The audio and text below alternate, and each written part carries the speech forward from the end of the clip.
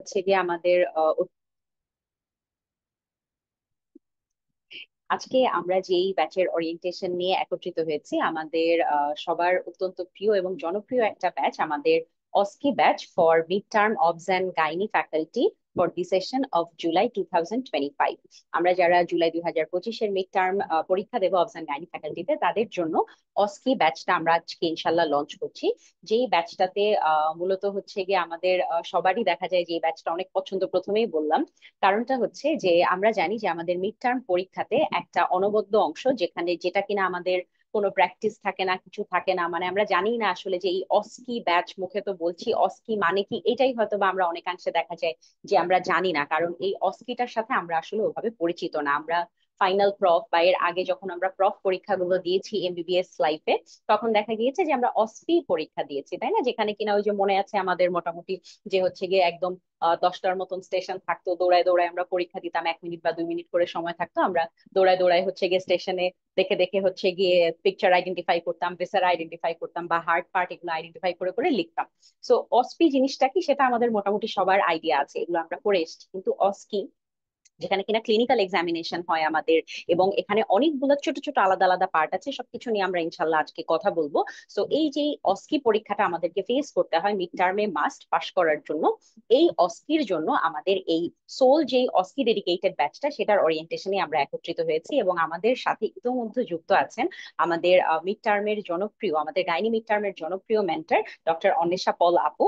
এবং এছাড়াও আমাদের সাথে আজকে আছেন আমাদের মিড টার্মের আরো কিছু জনপ্রিয় মুখ, আমাদের সাথে আছেন ডক্টর মমিতা পল, এবং হচ্ছে আমাদের সাথে আছে একদম রিসেন্টলি পাশ করা ডক্টর অনিন্দিতা বর্মন আপু। এবং আমরা সবাই আজকে ইনশাল্লাহ আপনাদের সাথে যে বিষয়গুলো নিয়ে আলোচনা করব সেটা হচ্ছে আমাদের আজকের ওরিয়েন্টেশনের মাধ্যমে আমরা হচ্ছে যাদের এই অস্কির বিষয়টা নিয়ে অনেক ধোঁয়াশা আছে যে অস্কি কি, আসলে অস্কির সাথে অস্কির পার্থক্য কি, বা এই অস্কির মধ্যে কি কি জিনিসগুলা পড়ে, আমাকে পড়তে হবে কি কি অস্কিতে পাশ করার জন্য, আমাকে কিভাবে অস্কি পরীক্ষাটা দিতে হবে, শুধু কি পড়ে গেলেই হবে, নাকি আমার হাতের প্র্যাকটিসের কিছু বিষয় আছে, নাকি আমার কথা বলার, আমরা যে কাউন্সেলিং গুলা করি, অথবা হচ্ছে গিয়ে আমরা যে টেবিল ভাইভা নামক একটা বিষয় থাকে, আইওই বলা হয় আমাদের মিড টার্মের ক্ষেত্রে, এই জিনিসগুলা কি, আমার পড়তে হবে কোন জায়গা থেকে, কি বই আমার লাগবে পড়াশোনা করার জন্য, বা প্র্যাকটিস আমাকে কিভাবে করতে হবে, কিভাবে আমি প্র্যাকটিস করতে পারি, বা কিভাবে কাউন্সেলিং সেশন গুলো আমি করতে পারি, কিভাবে হচ্ছে গিয়ে স্ট্যাটিক, আমরা বারবার আজকে বলতে থাকবো আজকের ওরিয়েন্টেশনে স্ট্যাটিক জিনিসটা কি, স্ট্যাটিক কিভাবে ফেস করতে হয়, কিভাবে পড়তে হয়, মূলত এই জিনিসগুলো নিয়ে আমরা কথা বলবো। আপনার মিড টার্ম অস্কির জন্য মেটেরিয়ালস আপনার কি কি লাগবে, কি কি বই আপনাকে কালেক্ট করে রাখতে হবে, এগুলো নিয়ে কথা বলবো। এবং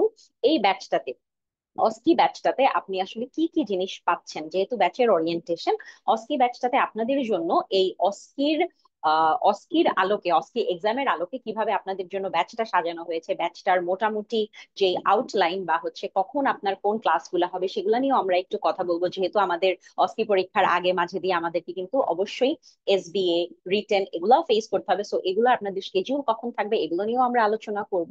এগুলো সবকিছু আমাদের আজকে সেশনে ইনশাল্লাহ থাকবে। সো আসেন আমরা হচ্ছে গিয়ে আমাদের সেশনের মূল পর্যায়ে চলে যাই, যেখানে আমরা সর্বপ্রথমেই চলে যাব আমাদের শ্রদ্ধেয় ডক্টর অনিশা পলাপুর কাছে, যে আসলে অস্কি জিনিসটা বলতে আমরা কি বুঝি, বা অস্কিতে আমাদের মিড টার্ম সেশনে আপনাদের কি কি পার্ট অস্কির মধ্যে ফেস করতে হবে, যে আপনার পড়ার মধ্যে কি কি জিনিসগুলা থাকতে হবে যাতে আপনি অস্কি পরীক্ষাটা পাশ করতে পারেন। অনিশা আপু, আমাকে শুনতে পাচ্ছেন? হ্যাঁ সাবিহা, আমি শুনতে পাচ্ছি। আমার কথা ক্লিয়ার শোনা যাচ্ছে? হ্যাঁ আপু, ক্লিয়ার শোনা যাচ্ছে। সালামু আলাইকুম আপু। আচ্ছা। ওয়ালাইকুম আসসালাম। Thank you Sabiha. জি আপু। আচ্ছা, সবাইকে গুড ইভিনিং। আচ্ছা, আমাকে আসলে যদি বলে যে আসলে অসপি এবং অস্কি জিনিসটা কি, সেটা আসলে আমি বলবো যে মিড টার্মের জন্য আসলে ডিফারেন্সিয়েট করার কোনো কিছু নাই, যে what is OSPE and what is OSCE. No difference between this two. কিন্তু এটাকে যদি আমি এফসিপিএস এর নাগালে দেখতে চাই, তাহলে সেক্ষেত্রে কিন্তু ডিফারেন্স আছে। আইওই যেটা বলি এটা অ্যাকচুয়ালি অস্কি, আর অসপিতে নর্মালি যেই অসপিটা আমরা এমবিবিএস এ করে আসি সেটা হচ্ছে অসপি। তো তোমাদের ক্ষেত্রে অ্যাকচুয়ালি এটা বুঝতে হবে যে অসপি অস্কি দুটা কোনো ডিফারেন্স নাই, দুইটার প্রিপারেশন একসাথে নিতে হবে। আমাদের এই অসপি অস্কির মধ্যে ইনক্লুড হচ্ছে counselling, static station, Doppler পার্টোগ্রাফ CTG থেকে দুইটা কোশ্চিন আসে, কাউন্সিলিং থেকে দুইটা কোশ্চিন আসে, আর আল্ট্রাসোনোগ্রাফি থেকে গাইনি এবং অফসে দুইটা টপিকস থেকে একটা একটা করে দুইটা সেশন থাকে। আর কি থাকে? প্রসিডিউর থাকে। তো হাতের কাজের মধ্যে হচ্ছে যে দুইটা জিনিস, সেটা হচ্ছে প্রসিডিউর আর হচ্ছে যে আমি যেই ডপলার পার্টোগ্রাফ এগুলো দিয়ে দেখবো এটা। আর বাকি সবকিছু অ্যাকচুয়ালি আমরা যে রিটেনে পড়বো তার মধ্যে ইনক্লুডেড। তো এখন আমরা জানবো যে আমাদের কোনটা কতটুকু আসে। প্রসিডিওর লাস্ট 3টা 4টা সেশনে আমরা দেখছি যে বিসিপিএস এর স্পেসিফিক কোনো অ্যামাউন্ট নাই যে প্রসিডিওর এ কয়টা আসবে, কাউন্সিলিং এ কয়টা আসবে, স্ট্যাটিক এ কয়টা আসবে, এরকম কোনো স্পেসিফিক ওদের কোনো লিমিটেশন নাই। ওরা 3টা 4টা পর্যন্ত প্রসিডিউর দেয়, 5টা পর্যন্ত প্রসিডিউর দিছে। প্রসিডিউর এবং কাউন্সিলিং অ্যাকচুয়ালি ওরা স্টেশনটা বেশি রাখে, কারণ এই দুইটার প্রতি ওরা বেশি এমফাসিস দেয়। তো আমাদেরকে খেয়াল রাখতে হবে যে এই প্রসিডিউর কাউন্সিলিং যেগুলোই আসুক না কিসের জন্য, প্রত্যেকটা স্টেশনে কিছু না কিছু আমাদেরকে টাচ করে যাওয়া, কোনো স্টেশন যেন ফাঁকা না যায়, কারণ একটা স্টেশন ফাঁকা যাওয়া মানে 10 মার্ক চলে গেছে। তো প্রত্যেকটা স্টেশনে যাতে আমরা অ্যাটেন্ড করতে পারি সেইভাবে আমাদেরকে অ্যাকচুয়ালি প্রিপারেশনটা এখন থেকেই নিতে হবে। কাউন্সিলিং দুইটা থাকবে মাস্ট, 3টা পর্যন্ত থাকে, আর প্রসিডিউর 5টা পর্যন্ত থাকে। আর বাকি থাকলো কি স্ট্যাটিক্স, সিটিজি, ডপলার পার্টোগ্রাফ আর আল্ট্রাসোনোগ্রাফি। একটা একটা করে আল্ট্রাসোনোগ্রাফি আসবে, সিটি ডপলার পার্টোগ্রাফ থেকে দুইটা আসবে, আর বাকি যে কটা থাকবে সে কটা হচ্ছে স্ট্যাটিক কোশ্চেন। এখন আমাদেরকে ম্যাডামদের সম্মুখীন হতে হবে কোনটা, কোন ক্ষেত্রে, সেটা হচ্ছে কাউন্সেলিং আর হচ্ছে প্রসিডিউর। এই দুটো হচ্ছে মুখোমুখি, একদম ম্যাডামদের সাথে আমাদের কমিউনিকেশন করতে হবে। আর বাকি কয়টা তোমরা হচ্ছে নিজেরা নিজেরা লিখতে পারবা। আর স্ট্যাটিস্টিক্স এর মধ্যে আবার ডিফারেন্স আছে, যে স্ট্যাটিস্টিক্স দেখা গেলো 4টা যদি থাকে তাহলে দুইটা হচ্ছে ম্যাডামরা তোমাদেরকে বলবে, সেটার আনসার তোমাদেরকে ম্যাডামদেরকে মুখে মুখে বলতে হবে। আর দুইটা থাকবে হচ্ছে যে তোমাদের রিটেন, যেটা তোমাদের কোশ্চিন দেখে দেখে আনসার লিখতে হবে। তাহলে প্রসিডিউর, কাউন্সিলিং এবং স্ট্যাটিস্টিক্স এর একটা বা দুইটা কোশ্চিন, এটা হচ্ছে তোমাদের সরাসরি ম্যাডামদের সাথে তোমাদের কমিউনিকেশন করতে হবে, মানে মুখে বলতে হবে তোমাদেরকে। আর বাকিগুলো তোমাদের অ্যাজ ইউজুয়াল লিখতে হবে। তো যেগুলো লিখতে হবে তোমাদের, আর স্ট্যাটিস্টিক্স এর যেটা মুখে বলতে হবে, এই কয়টা জিনিস তোমরা রিটেনের সাথে সাথে তোমরা প্রিপারেশনটা নিতে পারবে। এখন প্রিপারেশনটা কিভাবে নিবা, সেটা হচ্ছে যখন তোমরা রিটেন পড়বা তখন তোমরা যেই ছবিগুলো দত্তে ছিল ওই ছবিগুলো তো পড়বাই। আর প্রত্যেকটা টপিকসের ইটিওলজি, সাইন্স, সিমটম, ইনভেস্টিগেশনের মধ্যে আবার তোমাদেরকে একটু ভাগ করে পড়তে হবে যে মোস্ট ইম্পর্টেন্ট ইনভেস্টিগেশন। কারণ দেখা গেল তোমার একটা বা দুইটা ইনভেস্টিগেশন নাম লিখতে বলবে, তখন তো তুমি একাধারে সব লিখতে পারবে না। তোমাদেরকে স্পেসিফিক ওই দুইটা নামই কিন্তু লিখতে হবে যেটা তোমার ফার্স্ট লাইন আছে। তো এই জন্য কোনটা মোস্ট ইম্পর্টেন্ট কোনটা লেস লেস ইম্পর্টেন্ট এটাও তোমাদেরকে ওই সময় পড়ে ফেলতে হবে। আর কি ট্রিটমেন্ট, গড় বাঁধা ট্রিটমেন্টের সময় এখন নাই, কারণ তোমাকে একটা ক্লিনিক্যাল কেস দিবে, ওই অনুযায়ী তোমাকে ট্রিটমেন্টটা লিখতে হবে। যার জন্য তোমরা রিপ্রোডাক্টিভ এজে, তারপর বিফোর ম্যারেজ, আফটার মেনোপজ, এইভাবে তোমাদেরকে অবশ্যই ট্রিটমেন্টটা পড়ে ফেলতে হবে। তো স্ট্যাটিস্টিক্স এর কোশ্চিন প্লাস কাউন্সিলিংটাও তোমার এর মধ্যেই ইনক্লুডেড। যখন তুমি রিটেনের জন্য প্রিপারেশন নিবা তখনই তোমার কিন্তু কাউন্সিলিংটা, এই জন্যই তোমার প্রিপারেশন নিতে হবে যে কাউন্সিলিং কিন্তু অন্য কোনো কিছু না, তোমাকে একটা ডিজিজ বলবে, ওই ডিজিজের তুমি কিভাবে ম্যাডামের কাছে প্রেজেন্ট করবা সেটাই হচ্ছে তোমার কাউন্সিলিং। তো কিভাবে কাউন্সিলিংটা করতে হয়, অস্কি ব্যাচে অবশ্যই তোমাকে কিভাবে কাউন্সিলিং করতে হয় সেটা তোমাকে বলে দেওয়া হবে। সেই ফরম্যাটে ফেলিয়ে তুমি যখন যে টপিকসটা পড়বা নিজে নিজে ট্রাই করবা যে ওইটার কাউন্সিলিংটা ম্যাডাম যদি তোমাকে জিজ্ঞাসা করে তাহলে তুমি কিভাবে ওটা ম্যাডামের সামনে তুমি বলবা। এটা একদম প্র্যাকটিসের বিষয়, তুমি হাজার অনেক কিছু জানো, কিন্তু যখন তোমাকে একাধারে ম্যাডামের কাছে বলতে দেওয়া হবে তখন কিন্তু তুমি প্র্যাকটিস না থাকলে বলতে পারবা না। এবং এই সূক্ষ্ম সূক্ষ্ম জিনিসগুলোই কিন্তু ম্যাডামরা পরীক্ষার হলে, ম্যাডামরা তোমাদের জ্ঞান জাহির করার জন্য ওখানে দাঁড়ায় নাই যে এই মেয়েটা কত জ্ঞান দিচ্ছে, কত ইনফরমেশন দিচ্ছে, এটা না, তুমি কিভাবে ম্যাডামদের কাছে জিনিসটা প্রেজেন্ট করতেছো, this is the important fact. So তোমাদেরকে কি করতে হবে, যখন তুমি রিটেনের জন্য পড়বা তখনই ওই টপিকসটা, বেশি কিছু না, মাত্র 5 মিনিট তুমি নিজে নিজে একটু বলো যে ম্যাডাম যদি আমাকে জিজ্ঞাসা করে তাহলে আমি এই জিনিসটা এভাবে ম্যাডামদের কাছে উপস্থাপন করব। তো যখন তুমি রিটেনের মধ্যে তুমি হচ্ছে যে এই প্রিপারেশন গুলো নিবা, তখন রিটেনের পরে যে টাইমটা আছে ওই টাইমটাতে তোমরা পুরোপুরি শুধুমাত্র প্রসিডিউরের টাইম দিতে পারবা। কারণ এখন কিন্তু তোমার প্রসিডিউরের টাইম দেওয়ার মতন তোমার টাইম নাই, কারণ এখন তোমার রিসেন্টলি তোমার রিটেন যেটা হবে সেটার প্রিপারেশন তোমাকে নিতে হবে। তো ওই সময়টাতে যদি বেশি বেশি প্রসিডিউর করো তাহলে কিন্তু তোমাদের পরীক্ষাটা অনেকটা ইজি হয়ে যাবে, যদি এই প্রিপারেশন গুলো তোমরা এখনই নিতে পারো। তাহলে স্ট্যাটিস্টিক্স এর question, counselling, CTG Doppler partograph আর আল্ট্রাসোনোগ্রাফি, এই চারটা জিনিসের প্রিপারেশনটা তুমি কিন্তু ইজিলি রিটেনের সাথে নিতে পারো, যদি তুমি আমাদের সাথে আমরা যেভাবে বলি সেটা তোমরা ফলো করতে পারো। কারণ এটা যদি ফলো করো তাহলে অ্যারাউন্ড 70% প্রিপারেশন তোমাদের এখন হয়ে যাবে। আর বাকি প্রিপারেশন গুলো তোমরা হচ্ছে যে রিটেনের পরে অস্পির আগ দিয়ে, তখন তো আমরা আবার তোমাদেরকে সেম জিনিসই বলবো, পরীক্ষা নিব। আর আরেকটা কথা হচ্ছে যে শুধুমাত্র ক্লাসগুলো করলে হবে না, পরীক্ষাগুলোর সাথে সাথে এই জন্যই দিতে হবে যে প্র্যাকটিস ছাড়া আসলে অন্য কোনো কিছু নাই, এটার উপরে আর কোনো কিছুই নাই। কারণ আমরা যখন তোমাদেরকে এই প্র্যাকটিস গুলো করাবো বা এই কাউন্সিলিং সেশন, এই স্টেশন গুলো তোমরা প্র্যাকটিস করবা, তোমরা কিন্তু সেম এনভায়রনমেন্টই বিসিপিএস এ পরীক্ষার হলে যেয়ে পাবা।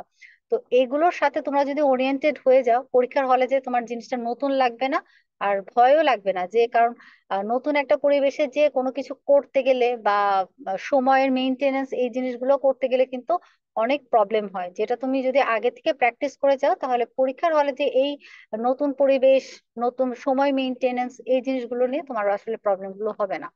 যার জন্য এখনই তোমরা যদি যারা যারা আসলে ব্যাচে ভর্তি হয়েছো, আমাদের সাথে সাথে জাস্ট আমরা যেভাবে বলি সেইভাবে তোমরা হচ্ছে যে এই জিনিসগুলো মেনটেন করো। আর কোনো কিছু না, এক্সট্রা হেডেক নেওয়ার কোনো প্রয়োজন নেই, আমরাই বলে দিব তোমাদেরকে যে এই টপিকসটা তোমাদের অস্পির জন্য ইম্পর্টেন্ট, এই টপিকসটা স্ট্যাটিস্টিক্স এর জন্য ইম্পর্টেন্ট, এবং এই জিনিসটা তোমার কাউন্সিলিং এর জন্য ইম্পর্টেন্ট।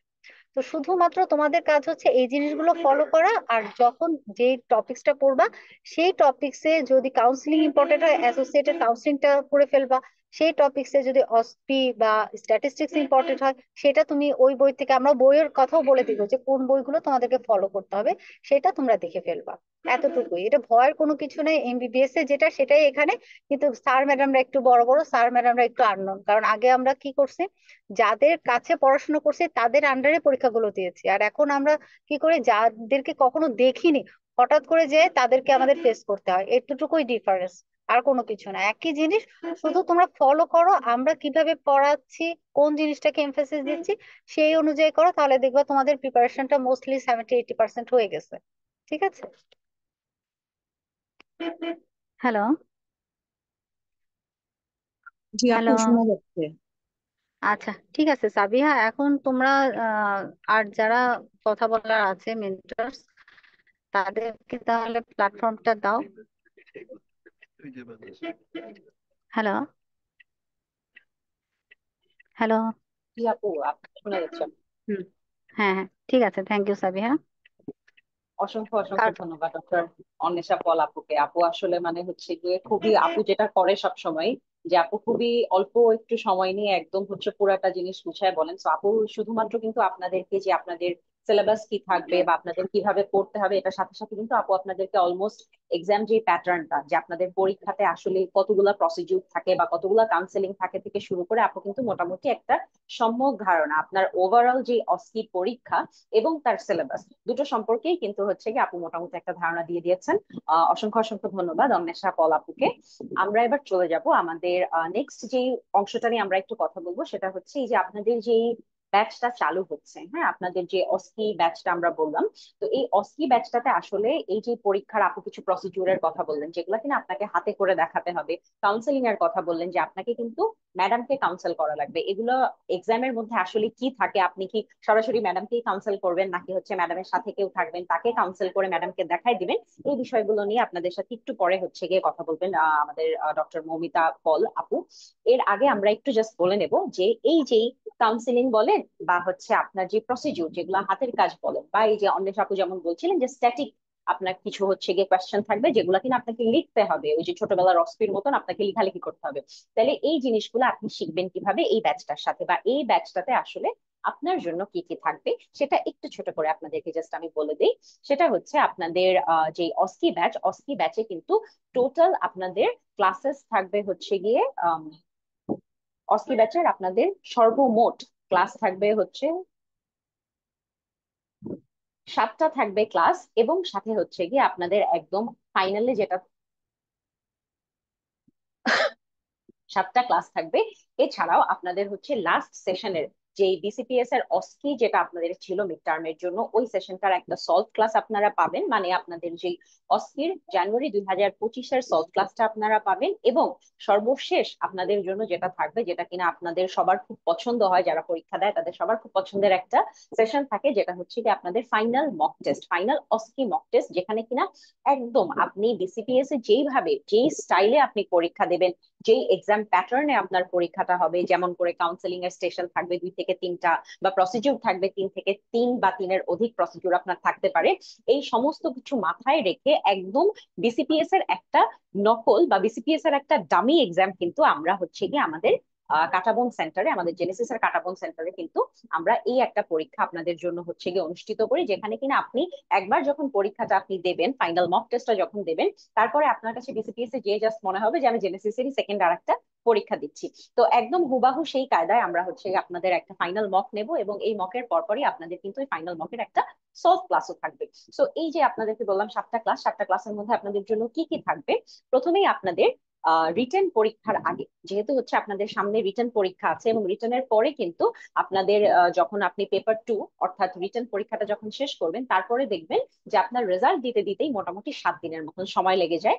এবং 7 দিন সময় লাগিয়ে ওনারা যখন রেজাল্ট দেবেন, রেজাল্ট পাবলিশড হওয়ার 2 থেকে 3 দিন, ম্যাক্সিমাম 3 দিন জাস্ট রেজাল্টটা পাবলিশ হবে, তারপরে 2 থেকে 3 দিনের মধ্যেই কিন্তু আপনাদের অস্কি পরীক্ষাটা অনুষ্ঠিত হয়ে যায়। তার মানে রিটেন পরীক্ষার পর আপনি সর্বমোট সর্বসাকুল্যে আপনি যদি ক্যালকুলেট করেন, আপনি কিন্তু 7 থেকে 8 দিন সময় পাবেন ফর ইউর অস্কি প্রিপারেশন। এখন বলেন, অস্কি যেখানে কিনা আপনাকে আলাদা করে পাশ করতে হবে, এই যে এত এত কিছু থাকবে, অলরেডি এগুলো নিয়ে আলোচনা হয়ে গেছে কি কি থাকবে, তাহলে এই যে এত এত জিনিস থাকবে, 8 দিন মাত্র সময়, এত কিছু পড়াটা কিন্তু আপনার জন্য ভেরি ভেরি টাফ। হ্যাঁ, এটা কিন্তু অলমোস্ট ইম্পসিবল হয়ে যাবে যদি আপনি আগে থেকে প্রিপারেশন না নেন। এখন আসেন, আগে থেকে যে আমি প্রিপারেশন নেব, আগে থেকে আসলে আমি কিভাবে কি প্রিপারেশন নেব। এখন আসেন যে আপনাকে যেভাবে বলা হলো, অন্য আপু যেটা বললেন যে আপনি জাস্ট গাইডলাইন ফলো করবেন, আপনার এই অস্কি ব্যাচে কিভাবে আপনাকে গাইড করা হচ্ছে দেখেন। আপনাদের যে টোটাল ক্লাসেস গুলা থাকবে, এদের মধ্যে দেখবেন যে হচ্ছে কি আপনাদের যে স্ট্যাটিকের ক্লাসগুলা, স্ট্যাটিকের ক্লাস মানে কি, যেগুলা শুধু আপনার ওই যে পরীক্ষার কোয়েশ্চেন সেট করা থাকবে, আপনি কোয়েশ্চেন দেখে দেখে জাস্ট লিখবেন, এই যে দেখে দেখে লিখার কাজটা, এই স্ট্যাটিকের ক্লাস থাকবে টোটাল 3টা। টোটাল 3টা ক্লাসের মধ্যে কি কি থাকবে, আপনাদের প্রথম ক্লাসটা থাকবে হচ্ছে সিটিজি, ডপলার এবং পার্টোগ্রাফের উপরে। এইটা হচ্ছে গিয়ে 3টা টপিকের নাম আমি বললাম, এবং এই 3টা টপিক থেকে দেখা যায় যে এভরি সেশনে অলমোস্ট 2টা কোয়েশ্চেন আসে, মানে আইদার সিটিজি প্লাস ডপলার, অথবা ডপলার প্লাস পার্টোগ্রাফ, অথবা সিটিজি প্লাস পার্টোগ্রাফ, এরকম করে কিন্তু আপনাদের পরীক্ষায় 2টার মতন স্ট্যাটিক কোয়েশ্চেন আপনি এই 3টা টপিক থেকেই পাবেন। তাহলে এইগুলা রিড করা, সিটিজি রিড করা, অ্যাবনর্মালিটি কেন হচ্ছে, বা হচ্ছে অ্যাবনর্মালিটি আপনি কিভাবে ট্রিট করতে পারবেন, কোনটাকে ফিটাল ডিস্ট্রেস বলছেন, কোনটাকে জাস্ট আপনি ফিজিওলজিক্যাল বলছেন, এই জিনিসগুলা সব একদম আপনাকে হাতে কলমে ধরে ধরে শিখিয়ে দেওয়ার জন্য সিটিজি, ডপলার এবং পার্টোগ্রাফের উপর সর্বপ্রথম আলাদা একটা ক্লাস হবে, স্ট্যাটিকের ক্লাস। 2 নাম্বার স্ট্যাটিকের ক্লাসটা হচ্ছে আপনাদের গাইনি, আলট্রাসোনোগ্রাফি অ্যান্ড আইওই, মানে হচ্ছে আপনার এই ছবি থাকবে, হ্যাঁ, আপনার স্ট্যাটিকের মধ্যে ছবি দেওয়া থাকবে, যেখানে হচ্ছে আপনার ইউএসজি থাকতে পারে, টিভিএস এর ছবি থাকতে পারে, বা হচ্ছে গিয়ে আপনার একটা এইচএসজির ছবি থাকতে পারে, অথবা হচ্ছে গিয়ে আপনার কোনো একটা ডাই দিয়ে তারপরে একটা কন্ট্রাস্ট হচ্ছে গিয়ে আপনার এইচএসজি থাকতে পারে। এই যে বিভিন্ন আপনার সোনোগ্রাফি বা হচ্ছে বিভিন্ন যে ছবিগুলা যেগুলা গাইনি রিলেটেড, এছাড়াও আপনার যে গাইনি থেকে ওই যে আইইউই, ইন্টারাক্টিভ ওরাল এক্সামিনেশন, যেগুলো আপনাকে মুখে মুখে অ্যাস্ক করতে পারে পরীক্ষাতে, এই টাইপের পড়াগুলা হচ্ছে কি আপনাদের 2 নাম্বার ক্লাসে, গাইনি, ইউএসজি এন্ড আইইউই ক্লাসে পড়ানো হবে। 3 নাম্বার ক্লাসটা আপনাদের থাকবে ওই সিমিলার, অবস, ইউএসজি এন্ড আইইউই। তার মানে দেখেন, গাইনি এবং অবস দুইটা আলাদা আলাদা করে আপনাদের কিন্তু সোনোগ্রাফি এবং আইওএর ক্লাসটা কমপ্লিট করা হবে। তাহলে হয়ে গেল আপনাদের টোটাল 3টা স্ট্যাটিক ক্লাস। এবং মজার বিষয় যেটা, সেটা হচ্ছে এই যে ক্লাসগুলা, স্ট্যাটিকের ক্লাসগুলা, এগুলার পড়া কিন্তু অনেকাংশে সিটিজি, ডপলার আর পার্টোগ্রাফ যদি আমি বাদ দিই, এই অবস এবং গাইনির যেই আলট্রাসোনোগ্রাফি বলেন বা ইন্টারেক্টিভ ওরাল এক্সামিনেশন আইওই কথা বলেন, এইগুলা কিন্তু দেখা যায় যে আপনার যে রিটেনের পড়া বা এসবি এর পড়াগুলা, এগুলোর সাথে অনেকাংশে মিলে যায়, তাই না? আমরা যখন ধরেন, আপনি মনে করেন যখন হচ্ছে গিয়ে জেনিটাল টিবি আপনি যখন পড়ছেন, অথবা মনে করেন যে হচ্ছে গিয়ে আপনি ফাইব্রয়েড যখন পড়ছেন, তখন কিন্তু আপনার পড়ার সাথে সাথেই ফাইব্রয়েডের হচ্ছে গিয়ে আমার ফাইন্ডিংস কি কি থাকবে, বা হচ্ছে গিয়ে আমি একটা ইউএসসি তে কিভাবে হচ্ছে গিয়ে আমার এটা হাইপারিকোইক থাকবে না হাইপোইকোইক থাকবে, মিক্সড থাকবে নাকি হোমোজেনাস থাকবে, ইকোজেনেসিসটা, এই যে কথাবার্তাগুলো, এগুলো কিন্তু আপনি অলরেডি রিটেনের মধ্যে পড়ছেন। তাহলে এই পড়াগুলাই কিন্তু দেখা যায় আপনার আইওই তে থাকে, অথবা স্ট্যাটিক আপনার পিকচার কোয়েশ্চেন গুলোর মধ্যে থাকে। তার মানে পড়া যেহেতু সিমিলার, এগুলা কিন্তু আমরা রিটেনের আগেই আপনাদের এই ক্লাসেস গুলা কমপ্লিট হয়ে যাবে। তাহলে এগুলা একই সাথে পড়ে আপনার রিটেনও কভার হয়ে যাচ্ছে, অস্কিও কভার হয়ে যাচ্ছে। তাহলে এই ক্লাসগুলো রাখা হয়েছে কিন্তু রিটেন পরীক্ষার আগে, এবং এগুলা ইনশাল্লাহ আপনাদের যারা এই অস্কি ব্যাচে অলরেডি ভর্তি হয়েছেন বা ভর্তি হবেন, আপনারা দেখবেন যে এগুলা কিন্তু আপনাদের রিটেন পরীক্ষার অ্যাটলিস্ট 20 দিন আগে এই ক্লাসগুলা তিনটা কিন্তু কমপ্লিট হয়ে যাবে। আজকে হচ্ছে গিয়ে মাত্র আপনাদের মে মাসের 23 তারিখ, তাহলে হচ্ছে গিয়ে আপনাদের আগামী মাসের 10 তারিখের মধ্যে কিন্তু এই তিনটা স্ট্যাটিকের ক্লাস দেখবেন আপনার কমপ্লিট। তাইলে আপনার রিটেনেরও পড়া হয়ে গেল, একবার রিভিশন হয়ে গেল, আবার অস্কির পড়াটাও খানিকটা এগিয়ে থাকলো। এরপরে আসেন তাহলে আপু, বাকি তো আরো হচ্ছে কি আমার ক্লাসেস বাকি থাকছে, এই ক্লাসগুলার কি হবে? বাকি যেই 4টা ক্লাস, এগুলা ক্লাসের কি হবে, এবং এই ক্লাসগুলা আপনারা তখন কিভাবে হচ্ছে গিয়ে আপনি রিটেনের পরে কিভাবে করবেন? দেখেন, আপনাদের রিটেনের পর তারপর থাকতেছে আপনার 7 থেকে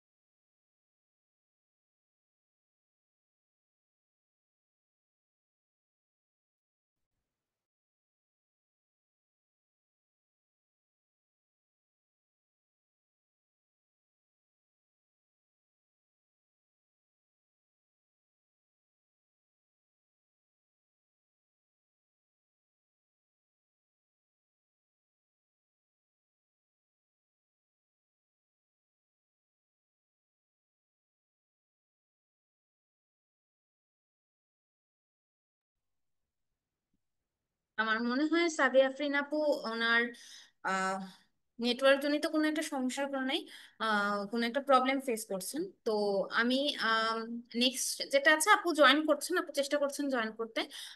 আমি নেক্সট যেটা আছে সেটা আপনাদের সাথে শেয়ার করার চেষ্টা করি। সেটা হচ্ছে আমি 2022-এর জুলাই সেশনে ইউসিপিএস পার্ট 1 পরীক্ষায় পাশ করি, এবং সেটারই ধারাবাহিকতায় আমরা সবাই জানি যে আমাদের 2 বছর পরে মিড টার্ম পরীক্ষাটা দেওয়া লাগে। তো 2024-এর জুলাই সেশনে আমি মিড টার্ম পরীক্ষায় অংশগ্রহণ করি, এবং আপনাদের মতোই এই যে অস্কি ব্যাচের মধ্যে এনরোল ছিলাম গত বছরের জুলাই সেশনে পরীক্ষার জন্য।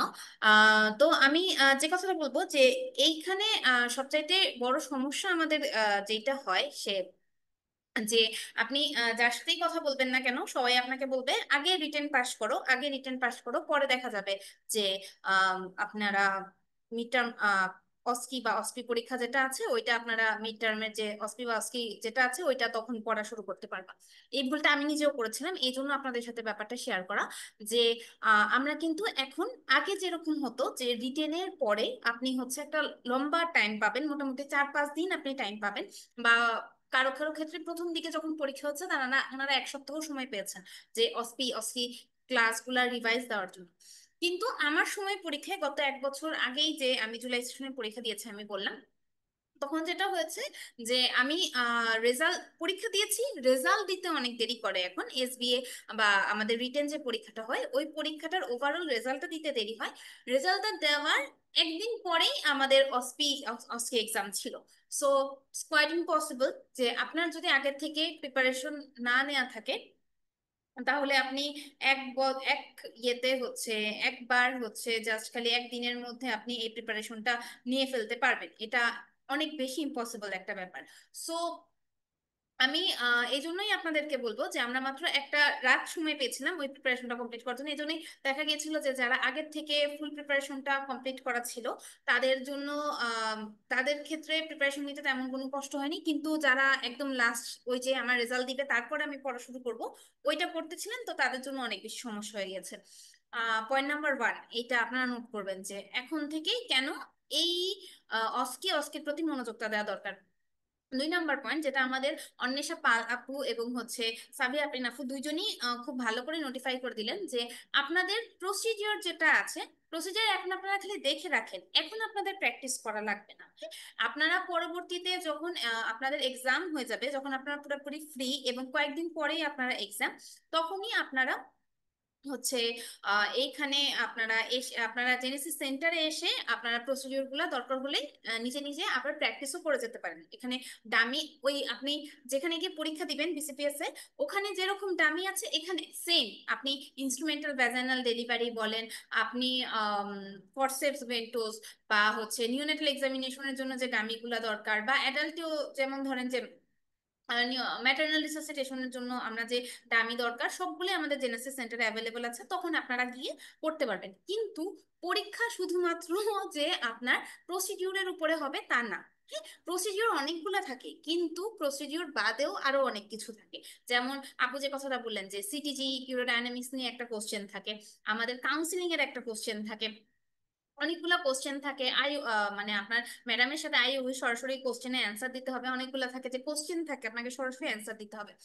তো এই ক্ষেত্রে আপনি যদি আগের থেকে প্রিপারেশন নিতে থাকেন, যেমন ধরেন যে খুব কমনলি আসা একটা কাউন্সিলিং হচ্ছে আপনার আইইউডি, একটা আইইউডি বেবি আছে, আইইউডি বেবির আপনি কি কি কাউন্সিলিং করবেন। এখন আইইউডি আপনি রিটেনের জন্য পড়তেছেন, তাই না? আপনি যা যা পড়তেছেন আপনার কিন্তু কাউন্সিলিং স্টেশনে তাই তাই বলা লাগবে যে আইইউডির কজ গুলা কি কি, একটা আইইউডি ডেলিভারি আপনি কিভাবে করবেন, আইইউডি ডেলিভারি করতে গেলে কি কি কমপ্লিকেশনস হতে পারে, নেক্সট ডেলিভারি, নেক্সট যে উনি প্ল্যানটা করবেন, নেক্সট যে উনি মানে বেবি প্ল্যানটা করবে, তখন আপনার কি কি অ্যাডভাইস আছে, এই কয়দিন উনি কি কি কন্ট্রাসেপশন ইউজ করবে, আপনি কিন্তু সবগুলাই এখন আপনি রিটেনের জন্য পড়তেছেন, তাই না? ওইটার সাথে কোরিলেট করে আপনি যদি এখন একবারে কাউন্সিলিংটা পড়ে ফেলেন, তাহলে আপনার জন্য অনেক বেশি বেশি বেশি ইজিয়ার হবে। তো আপনারা যদি একসাথে করে পড়েন তাহলে দেখবেন পড়াটা যেমন গুছানো হবে, তেমনি আপনাদের জন্য বোথ রিটেন এবং বোথ কাউন্সিলিং দুইটি আপনাদের জন্য ভালো হবে। কেন? কারণ কাউন্সিলিং যখন করবেন রিটেনেরটা যেমন আপনি জ্ঞানটা যেমন আপনি ইউজ করতে পারবেন ওখানে, তেমনি আপনি যখন আবার রিটেন পরীক্ষা দিবেন, আপনি যেহেতু একবার আপু আপনাকে কাউন্সিলিং স্টেশনটাই বলে দিবে, ওই কথাগুলো আপনার মাথার মধ্যে ঘুরবে। সো বইয়ের লেখা পুরোপুরি যদি আপনার কমপ্লিকেশনস মনেও না থাকে, কজ মনেও না থাকে, ওই যে আপু আপনি বাংলায় পড়ছিলেন মাকে কি কি কি কি বলবেন, ওখান থেকে আপনারা অনেকগুলা কজ বা কমপ্লিকেশনস যেগুলো আছে ওগুলা বলে দিতে পারবেন। এছাড়াও যে মানে কিছু রিটেন হচ্ছে আপনার কোশ্চেন অ্যান্সারও আসে, তো ওই কোশ্চেন অ্যান্সার গুলাও হচ্ছে আমরা ট্রাই করি আপনাদের বইয়ের মধ্যে দাগিয়ে দিতে বা ইয়ে করে বইয়ের মধ্যে বলে দিতে। তাতে কি হয় যে লাস্ট ডেট বললাম যে 1 দিন বা 2 দিন সময় আসবে, ওই 2 দিন আপনার চলে যাবে প্রসিডিউর গুলাই প্র্যাকটিস করতে করতে, বা কাউন্সিলিং গুলা মুখে বলতে বলতে। কাউন্সিলিং গুলা আপনি যতই পড়েন না কেন, যতবার মুখে না বলবেন আপনার আসলে মানে কাজে আসবে না। সো আপনি যদি এইগুলা তখন প্র্যাকটিস করেন, এটা আপনাদের জন্য বেটার হবে। তো এটাই আমি বললাম। আর বাকি সবকিছু তো অন্বেষা পাল আপু তো আপনাদেরকে মোটামুটি কি কি সিলেবাস থাকবে পুরোটুকি আপনাদেরকে কভার করে দিয়েছেন। সাবিয়া আফরিন আপু আপনাদের সেই সিলেবাস অনুযায়ী জেনেসিস কি কি প্ল্যান করেছে আপনাদের জন্য, সেটাও আপনাদের কাছে ক্লিয়ার করে দিয়েছেন। সো আমার মনে হয় না এটা নিয়ে আর কোনো রকম কোনো কোশ্চেন থাকবে। আমি নেক্সট রিকোয়েস্ট করব ডক্টর অনিন্দিতা বর্মন আপুকে। অনিন্দিতা বর্মন আপু আমাদের একদম ফ্রেশ, যারা বলবেন মিড টার্ম পাশকৃত একজন। তো উনি আপনাদের সঙ্গে যদি সেশন আপনার ফিলিংসটা শেয়ার করেন, এবং উনি যদি আপনাদেরকে বলে দেন যে হ্যাঁ এই অস্কি ব্যাচটাকে কাজে লাগিয়ে কিভাবে করে আপনি আপনার মিড টার্ম পরীক্ষা বা মিড টার্ম জার্নিটাকে আরো সহজ করতে পারেন, হয়তো আপনাদের জন্য অনেক বেশি সহজতর হবে। তো আমি রিকোয়েস্ট করবো ডক্টর অনিন্দিতা বর্মন আপুকে, আপু যেন ওনার ফিলিংস একটু শেয়ার করেন। থ্যাংক ইউ আপু, আমাকে বলার সুযোগ করে দেওয়ার জন্য। আমার পরিচয় আমি ফার্স্টে দিচ্ছি। আমি ডক্টর অনিন্দিতা বর্মন। আমি এফসিপিএস পার্ট 2 ট্রেনি হিসেবে আছি ঢাকা মেডিকেল কলেজ অ্যান্ড হসপিটালে। আমি লাস্ট সেশন জানুয়ারি 25-এ আমি মিড টার্ম পাস করেছি। তো আমার কাছে যেটা মনে হয়েছে, আমি কিন্তু এই ব্যাচে ভর্তি ছিলাম। আমি রিটেনের ব্যাচে ভর্তি ছিলাম। তারপরে যখন আমাদের অসপির জন্য এরকম একটা ব্যাচের ঘোষণা আসে, তখন আমি সেই ব্যাচে ভর্তি হয়ে যাই। ওই সময় অনেকে বলেছিল হ্যাঁ রিটেনের পরে ভর্তি হব, রিটেনের পরে সময় পাওয়া যাবে, আবার রিটেনে পাশ করব কিনা, পাশ না করলে তো আমি অস্পিতে বুঝতে পারবো না, এরকম অনেক ডাইলেমা ছিল। তো ওসব ডাইলেমা আমি মোটামুটি পুশ করে যে না, আমাকে ভর্তি হতে হবে, পাশ ফেল পরে আমি আগে পড়াশোনা করি। তো আমার জন্য যেটা অনেক ভালো হয়েছিল যে প্রসিডিউরের জন্য তো আমরা তখন এক্সামের পরে যে রিটেনের পরে যে মোটামুটি 4-5 7 দিনের মতো সময় পাওয়া যায়, 3-4 দিন পর রেজাল্ট দেয়, রেজাল্টের মোটামুটি 2 দিনের মধ্যেই এক্সাম হয়ে গেছে। তো তখন আমি এখানে এসে হ্যান্ডস অন প্র্যাকটিস করছি প্রসিডিউরের জন্য, সেটা সেটা সবাই আমরা করতে পারবো। কিন্তু প্রসিডিউর ছাড়া যে আইইউই প্রথমে 10টা স্টেশন আমার মনে আছে যে আমাদের ভাগ করে দিয়েছিল 10 জন 10 জন করে, প্রথম 10 জনকে আমাদের আইইউতে দিয়েছিল, সেই 10 জনের মধ্যে আমি ছিলাম। তো মানে ওই জিনিসটা মানে খুবই মানে ভয় লাগতেছিল যে এত মানে পুরো ভাইভা স্টাইলে এক্সাম হচ্ছে। তো এইগুলো আমরা এখান থেকে এই যে প্রথম থেকে যখন পড়ে গেছি, যে প্রথম থেকে আপুদের ক্লাসগুলো করেছি, প্লাস ওখানে কিছু কিছু কোশ্চিন থাকে ম্যাডামরা একদম স্পেসিফিক জানতে চায়। যে আমি বললাম হয়তো ওই ম্যাডাম হয়তো বলছে হ্যাঁ তুমি 5টা কজ বলো বা একটা ইনভেস্টিগেশন বলো, আমি হয়তো বলছি আমার মতো করে, কিন্তু ম্যাডামের কিন্তু পছন্দ হয় না, কারণ ওখানে ওই যে আইইউর যে কোশ্চিন বেসড অ্যান্সারগুলো থাকে একদম ম্যাডামের ওখানে। আমাকে একজন ম্যাডাম বলছিলেন যে দেখো তোমরা তো অনেক জানো, তোমরা অনেক কিছু বলছো, কিন্তু আমাদের এখানে যে অ্যান্সারটা দেয়া থাকে আমরা কিন্তু সেই অ্যান্সারটাতেই কারেক্ট চিহ্ন দেবো, তুমি যখন সেই অ্যান্সারটা বলবে সেই অ্যান্সারটাতে আমি টিক চিহ্ন দেবো এবং তখনই তুমি নাম্বারটা পাবে। তো এই স্পেসিফিক জিনিসগুলো কিন্তু তখন রিটেনের পরে যে আপনি পড়ে অবশ্যই এটা কাভার আপ করা খুবই মানে ইম্পসিবল হয়ে যায়। তখন দেখা যাবে যে আপনি হয়তো ওই রিটেনের ভাষা ভাষা অ্যান্সার যে জ্ঞান আছে সেটা দিয়ে আপনি বলতেছেন যে হ্যাঁ এটা, তখন কিন্তু নাম্বারটা মিস হয়ে যায়। আইওএ 10টা স্টেশন মানে অনেক নাম্বার, হিউজ নাম্বার। আপনি একটা কোশ্চিন মিস করে গেলেন, প্রতি স্টেশনে যদি এরকম 2-3টা করে কোশ্চিন মিস করে গেলেন, আপনার কিন্তু অনেক নাম্বার পিছায় যাবে। তো আগে থেকে এই জিনিসগুলো পড়ে গুছায় রাখা এটা খুবই ইম্পর্টেন্ট। প্লাস যেটা সিটিজি, আমার মনে হচ্ছে যে আমাদের মক টেস্টে যেটা সিটিজি এসেছিল সেম সিটিজি এক্সামে আসছে। আমি কিন্তু সিটিজি মোটামুটি পারতাম না, আমাদের ঢাকা মেডিকেল কলেজে সিটিজি মেশিনটা নষ্ট, দেখা যায় যে আমরা সিটিজি সেরকম বোঝার সুযোগ পাইনি, যেটা আমি এখানে এসে শিখেছি, জেনেসিস সেন্টার এসে শিখেছি। তো আমার জন্য সিটিজি ক্লাসগুলো অনেক ব্লেসিংস ছিল।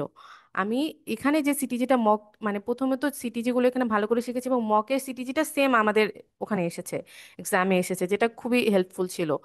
তো এরকম স্ট্যাটিস্টিক্স, সিটিজি, তারপরে যেগুলো আলট্রাসোনোগ্রাফির কোশ্চেন, ডপলার যে কোশ্চেনগুলো, এগুলো মোটামুটি আপনাকে এখন থেকে গুছিয়ে রাখতে হবে।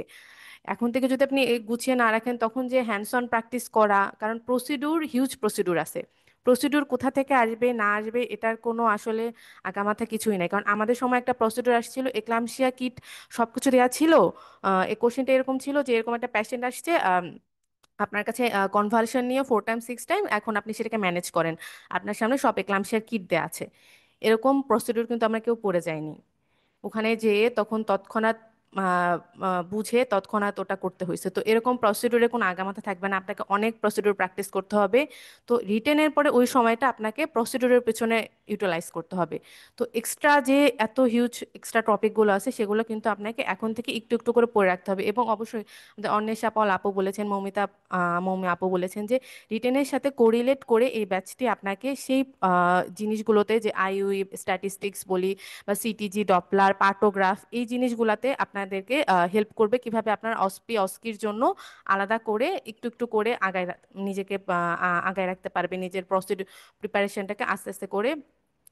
যে হ্যাঁ আমার অস্পির জন্য এই জিনিসগুলো আমি পড়ে রাখলাম, তাহলে আমি তখন যে আমার জাস্ট আমি হ্যান্ডস অন প্র্যাকটিসগুলো করব আর সাথে আমি এই জিনিসগুলো রিভাইজ করব, তখন দিয়ে আপনার তাহলে যে একটা অ্যাড্রেনালিন রাশ হবে যে হ্যাঁ আমি কি করব এখন, এক্সাম আমার রেজাল্ট দিয়ে দিল 2 দিন পরে এক্সাম, এটা আমি কি করব, এই আপনাকে এই ভয়ের মধ্যে দিয়ে যাইতে হবে না। তো আমি অবশ্যই বলবো আপনারা সবাই এক্সাম এই অস্কে ব্যাচটাতে ভর্তি হবেন, যেটা আপনার রিটেনের পর অনেক হেল্প হবে। এখন যদি আপনি চিন্তা করেন আমি যদি রিটেনে ফেল করি কি হবে না হবে, এগুলো চিন্তা আসলে আপু এখন করবেন না। আপনি পড়তেছেন, পড়াশোনা করতেছেন, আপনি পুরোটা সৃষ্টিকর্তার হাতে ছেড়ে দেন, অবশ্যই পাশ করে যাবেন এবং অবশ্যই আপনি অস্কিতেও বুঝতে পারবেন। আমি আসলে এইটুকুই বলবো, বাকিটুকু আমাদের অন্বেষা পলাপু অনেক সুন্দর করে বলেছেন এবং মমিতা অনু আপু অনেক সুন্দর করে বলেছেন। ধন্যবাদ সবাইকে। অবশ্যই আপনারা এই ব্যাচটিতে ভর্তি হবেন এবং পরবর্তীতে যে আপনারাই বলতে পারবেন যে না আমাদের ব্যাচটিতে ভর্তি হয়ে কি কি উপকৃত আমরা হয়েছি, কিভাবে আমাদের এক্সামে এটা হেল্প করেছে। ধন্যবাদ।